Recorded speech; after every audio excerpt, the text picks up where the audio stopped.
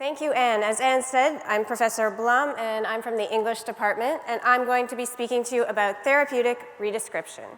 So this is a tool that can help you both understand literature and help you improve your life. So therapeutic redescription is a method that comes from the Stoic philosophers of ancient Greece and Rome. We read the Stoics and other ancient authors in Hum 10. You may have heard of this course. It's a course for incoming freshmen taught by some of the best faculty in the humanities. And we give you a kind of whirlwind tour of the greatest hits of the Western canon from antiquity to modernity and then back again. It's a lot of fun, and it could change your life, so I highly recommend you check it out. One of the main Stoical techniques is this idea of therapeutic redescription.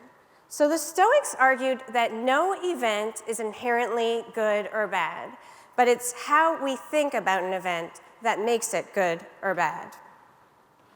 This was the message of the philosopher Epictetus. Epictetus was born as a slave, and then he moved to Rome and became a philosopher.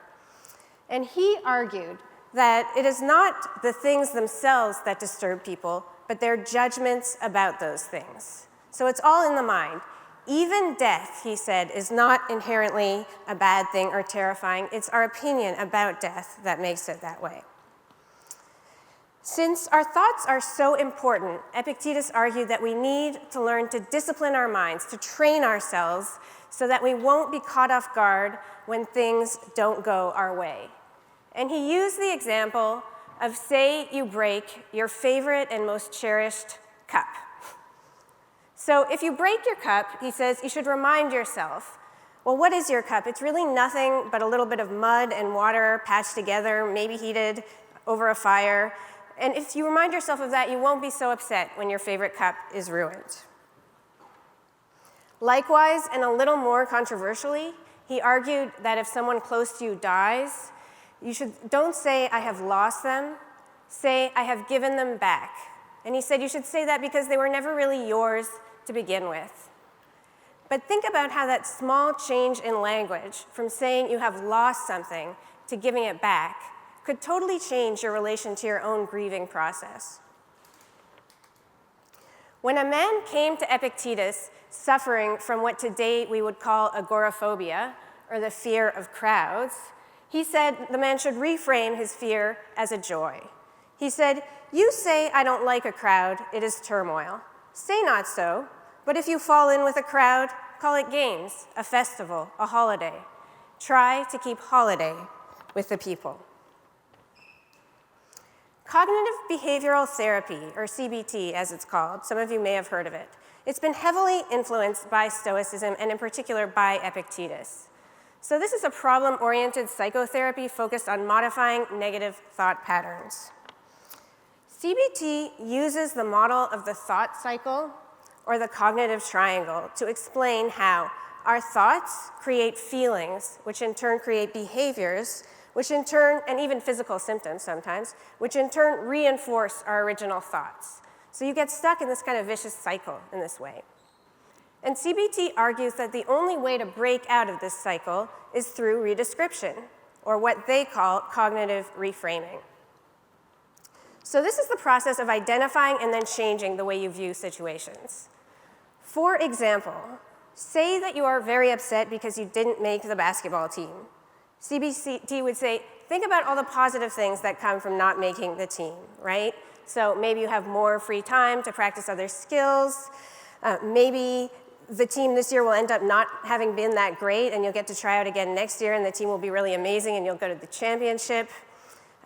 The Stoics said that it's impossible for us in the present to ever fully know if something is good or bad. And that's because our perspective is limited by being in the present. So it might seem really great, for instance, to have like a viral video on TikTok or something, but that could end up being a bad thing down the line, right? And likewise, it might seem really devastating if you don't get this internship you really wanted or the job you really wanted, but it might turn out to have been a blessing. We can never know for certain. Of course, it's also possible to use this technique of redescription for sneakier or more self-serving purposes. And this is what Stephen Dedalus does. Stephen Dedalus is a character from James Joyce's novel Ulysses. Ulysses is a book I teach, famously difficult, very rewarding, published in 1922. Stephen Dedalus owes money, and he uses redescription to get himself out of paying the debt. So he says, wait 5 months, molecules all change, I am other I now, other I got pound. So my cells are all different, so I don't have to pay back the money, is what he's saying. This is not what the Stoics had in mind, by the way. And I also don't recommend you try it at the local bank. More seriously, though, some have said that the entire 7 volumes of Marcel Proust's In Search of Lost Time, the great modernist epic, that these are nothing but an extended project of therapeutic redescription. What the novelists know is the same as what the CBT therapists know, is the same as what the Stoics knew. It's that language and words are incredibly powerful tools. Language does not just reflect reality, but it constructs reality, it creates reality. And that's why they became novelists, because they recognized the power of language and words. So I'm going to do a big jump now, and I'm going to go from the ancients to modernism to a very contemporary example. How many of us have been in a situation like this? Stuck in a supermarket, crowded, hot, grumpy, right? The novelist David Foster Wallace said he used this example of being stuck in the supermarket to explain why redescription can be a spiritual experience. So he says, imagine yourself coming home after a long day and you're very tired and grumpy and you get in this store. The store is hideously lit and infused with soul-killing music or corporate pop, and it's pretty much the last place you want to be. But you can't just get in and quickly out. You have to wander all over the huge, overlit store's confusing aisles to find the stuff you want, and you have to maneuver your junky cart through all these other tired, hurried people with carts, and eventually you get all your supper supplies. Except now it turns out that there aren't enough checkout lanes open, even though it's the end of the day rush. So the checkout line is incredibly long, which is stupid and infuriating. When you're stuck in a situation like this, Wallace said that you can use redescription.